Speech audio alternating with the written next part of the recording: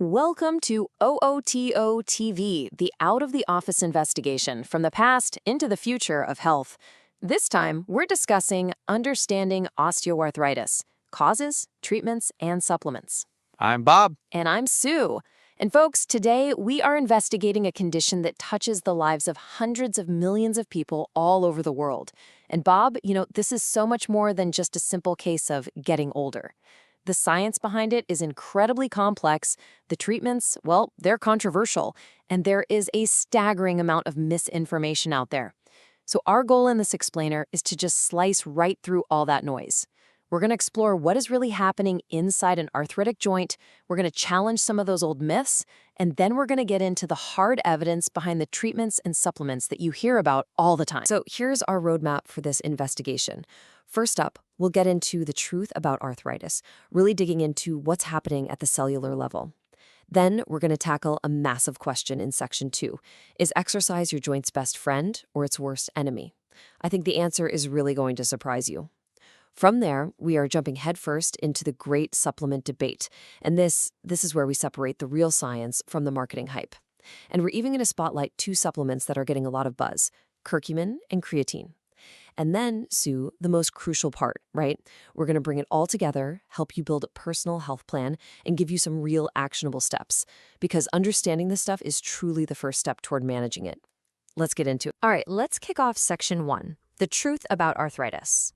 So, Sue, when most people hear osteoarthritis, or OA, the picture that pops into their head is usually of old, creaky joints, or that phrase, bone-on-bone grinding. And that's the common story, but honestly, it's a huge oversimplification.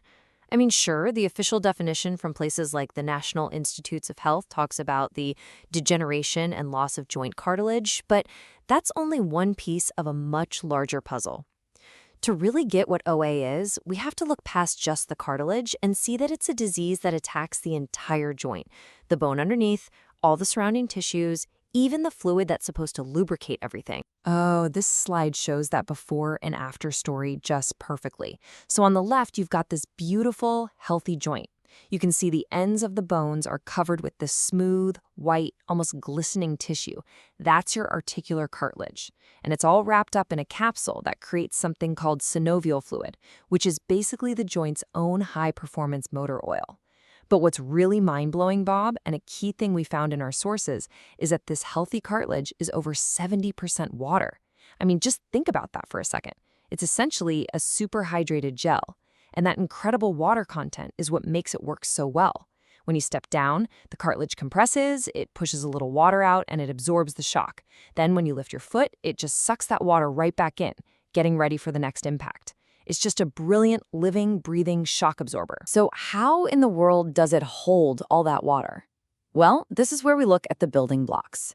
You can kind of think of it like a really advanced, high-tech mattress. So the collagen fibers, they're like a strong, super springy mesh that gives it its structure. And woven into that collagen frame, you've got these unbelievable molecules called proteoglycans. I mean, these things are amazing. They're like tiny, super absorbent sponges. Their whole job is just to grab onto water molecules and lock them in place. So the more proteoglycans you have, the more hydrated and plump and resilient your cartilage is. And the real heroes here, the little mattress makers, are the chondrocytes. These are the only cells you find inside cartilage, and they're like little 3D printers, just constantly churning out new collagen and new proteoglycans to repair all the little micro damages of daily life. It's an incredible self-maintaining system. So that's what a healthy joint looks like. But in osteoarthritis, this beautiful, elegant system starts to break down. The little chondrocyte factories, they just can't keep up with the damage. That collagen mesh we talked about starts to fray and get all tangled, and it can't hold on to those water-trapping proteoglycans anymore. And, Sue, this isn't just a passive decay. It's an active biological civil war going on inside the joint. The body actually starts producing enzymes like matrix metalloproteases, whose whole job is to literally chew up the cartilage. At the exact same time, inflammatory signals called cytokines flood the whole area. And that just pours gasoline on the fire. It's a truly vicious cycle of destruction. And understanding this active biological process is the key to busting the single biggest myth about OA. And that leads us right to this quote, which just nails the old, totally outdated way of thinking that OA is just a wear and tear disease. You know the idea that our joints are like a set of tires on a car. They've got a limited number of miles, and then they just wear out, period. It sounds so simple and intuitive, but as our sources, including the famous physical therapists Bob and Brad, make so clear, the real science is way more nuanced. In fact, there's a landmark study that looked at a group of people you'd think would have the most worn-out joints. We're talking long-distance runners. And it just completely flips this whole idea on its head. This study is an absolute game changer. I mean, it's just incredible. Researchers followed almost 500 runners, all of them over 50 years old, and they compared them to a similar group of non-runners over a long period. And the findings, Bob, are just jaw-dropping. They really are. You would expect the runners to be the ones hobbling into the doctor's office, right? But nope, they actually had less physical disability and more functional capacity. But here it is, here's the knockout punch. When the researchers looked at the X-rays and all the clinical signs of osteoarthritis, there was no significant difference between the runners and the non-runners. All those years, all those miles of pounding the pavement did not cause more arthritis. It's just amazing. So this slide really helps clarify that whole wear and tear myth. It's not the repetitive motion itself, like in jogging or walking, that's the main culprit. The real risk comes from sports that involve not just high impact, but, and this is the key word here, high torsion. Torsion. Think about those sharp, sudden cuts in basketball or the twisting tackles in football. Those kinds of movements put shearing forces on the cartilage, and that's way more damaging to that collagen mesh we talked about than the simple up and down compressive force of running. Consistent, moderate exercise, on the other hand, it actually seems to feed the joint by stimulating that good synovial fluid production. Exactly. And activity is just one piece of the puzzle. Our sources point to several other really big risk factors. Joint alignment is a huge one.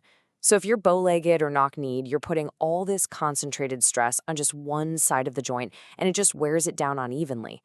A history of a major injury, like tearing your ACL, that's another massive predictor. That kind of trauma causes immediate cartilage damage and creates long-term instability. And that connects right to the next point, hypermobility. You know, being double-jointed might seem like a cool party trick, but what it really means is your ligaments are too loose to properly hold your joint steady, and that leads to these tiny micro-traumas with every single step. And finally, body weight. This is just simple physics. For every extra pound of body weight you carry, you're adding 3 to 4 pounds of force across your knees. And over millions of steps, that adds up to an absolutely enormous load on your cartilage. You're listening to OTOTA with research by author Paul Buell. So when you start stacking all of those risk factors together, your genetics, past injuries, alignment, weight, it just becomes crystal clear that OA is not just some simple problem in one joint. Absolutely. And that brings us to a really critical takeaway from this whole investigation.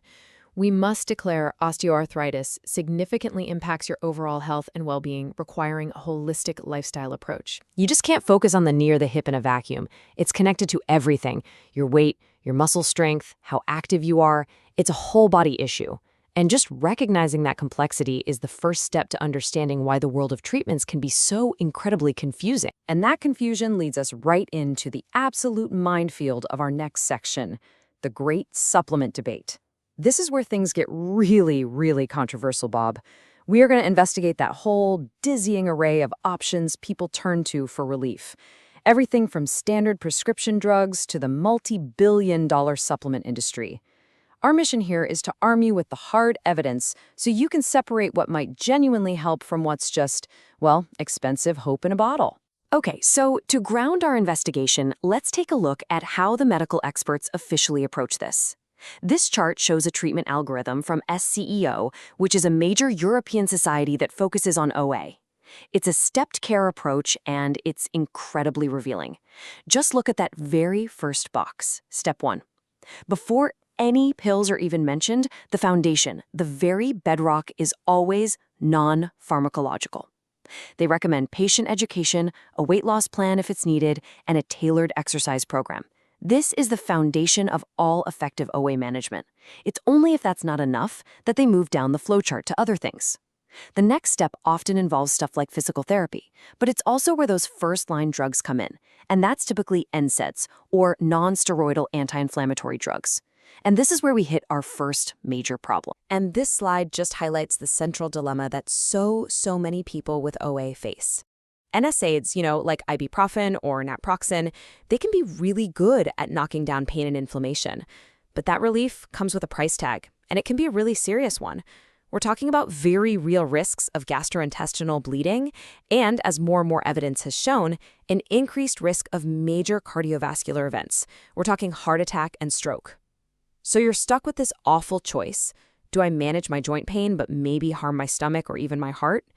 It's this exact trade-off that has fueled this massive worldwide search for safer alternatives, and that has led millions of people straight into the wild west of the dietary supplement world. And if you walk down any supplement aisle in the last 20 years, the undisputed kings of joint health were glucosamine and chondroitin. The hope behind them, as you can see here, was just so compelling. I mean, these are compounds that are literally the natural building blocks of our own cartilage. The theory was beautifully simple. If we swallow more of the raw materials, our little chondrocyte factory cells will just gobble them up and use them to repair and rebuild the damage. On paper, it sounded like the absolute perfect natural solution. But then came the clinical reality. Yeah, that reality check came in the form of something called the GATE trial, a huge, expensive study sponsored by the National Institutes of Health. And what it found was that for most people, glucosamine and chondroitin worked no better than a simple sugar pill, a placebo. It was a massive blow. And it wasn't just a one-off finding. This quote here on the slide comes from a giant 2018 meta-analysis. That's a study of studies that looked at data from 69 different trials. And their conclusion was just brutal and totally unambiguous. These supplements are not clinically effective. For all the hope and all the money spent, the hard data just wasn't there. So you just have to ask, why the huge disconnect? I mean, how could the lab studies look so promising, and then the human trials just fall completely flat? Well, our sources point to a couple of really critical reasons. First, it's a dose issue. Those early lab studies were literally bathing cartilage cells in concentrations that were hundreds, even 1,000 times higher than you could ever possibly get in your bloodstream by swallowing a pill. And second, and this is a massive problem, the supplement market is almost completely unregulated. One shocking study analyzed 32 different chondroitin supplements right off the shelf and found that 26 of them didn't even have what they promised on the label. Some had less than half the ingredient they claimed, so you might not have even been getting what you were paying for in the first place. But that last point about quality, it raises a really fascinating question. What if all those negative trials, all that negative data, wasn't because the idea was wrong, but because they were testing the wrong kind of chondroitin? Exactly. What if the molecule itself actually works, but only if it's a very specific, highly purified, pharmaceutical-grade version? This is where the investigation gets really interesting and very specific. We need to talk about a particular formulation known as pharmaceutical-grade chondroitin sulfate, or HPCS for short. And this chart, from a review that was endorsed by that same European society, ESCO, shows exactly what happened when researchers tested that specific formulation.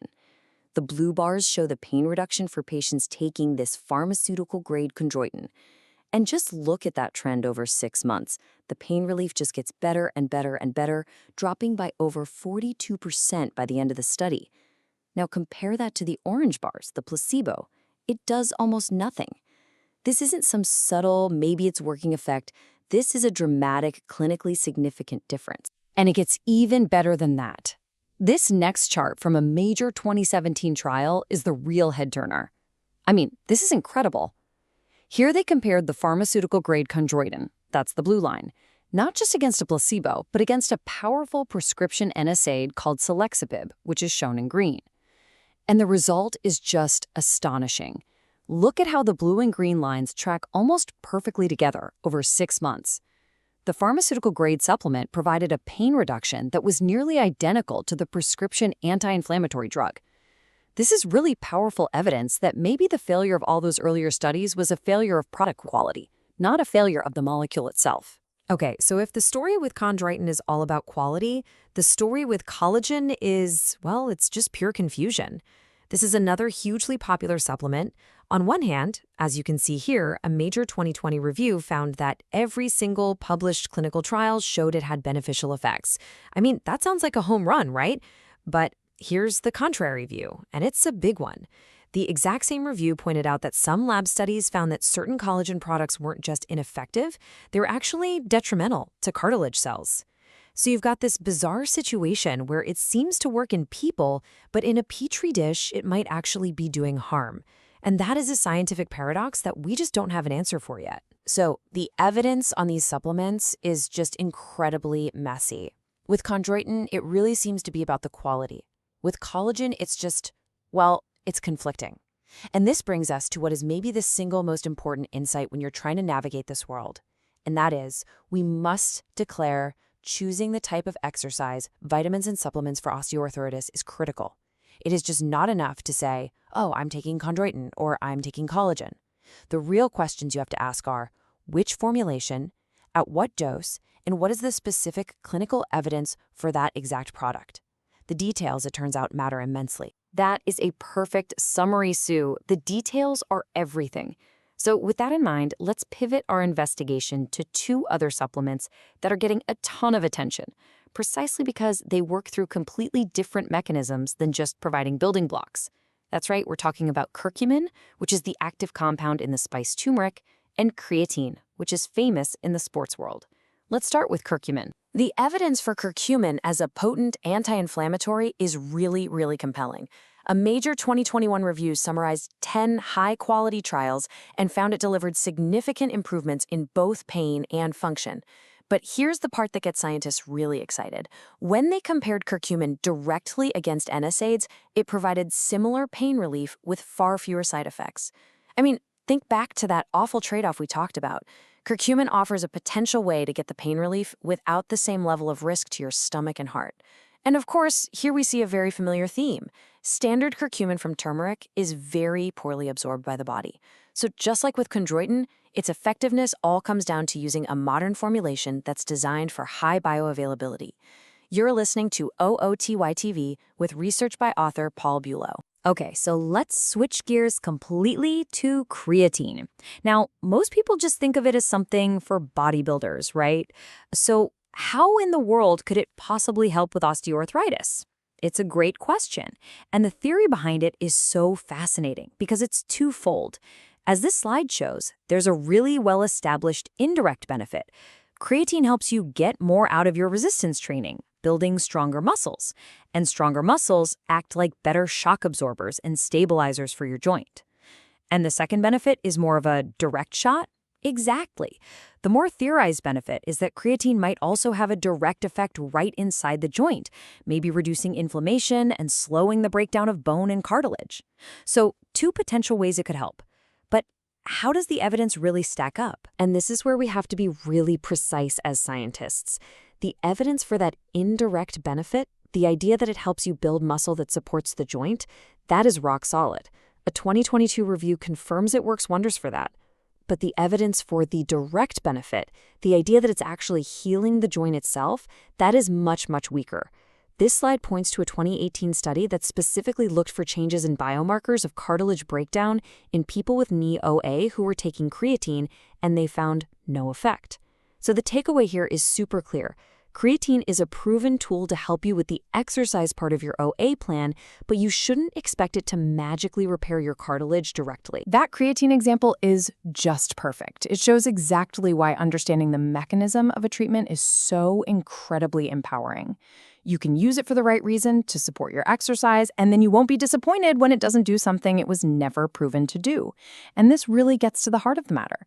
We must state, understanding osteoarthritis causes and dependencies drives personal mobility and pain management that results in improved mood and reduced anxiety. That sense of control is so powerful. Just being an informed patient is a huge part of the therapy itself. You are so right.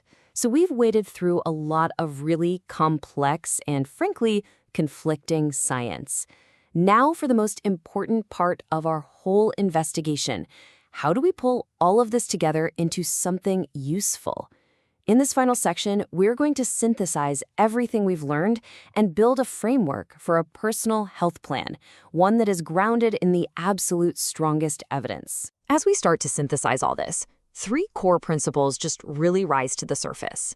First, as we saw so clearly with chondroitin, quality and specificity matter. Not all supplements are created equal, not by a long shot.